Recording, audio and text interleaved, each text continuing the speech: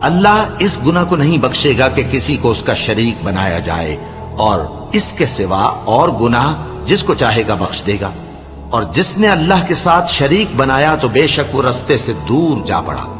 یہ لوگ اللہ کے سوا جو پرستش کرتے ہیں تو کچھ دیویوں کی، اور پکارتے بھی ہیں تو شیطان سرکشی کو،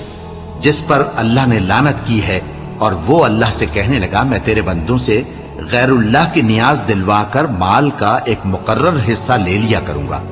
اور ان کو گمراہ کرتا اور انہیں امیدیں دلاتا رہوں گا، اور یہ سکھاتا رہوں گا کہ جانوروں کے کان چیرتے رہیں، اور انہیں سمجھاتا رہوں گا تو وہ اللہ کی بنائی ہوئی صورتوں کو بگاڑتے رہیں گے۔ اور جس شخص نے اللہ کو چھوڑ کر شیطان کو دوست بنایا وہ صاف صاف گھاٹے میں رہا۔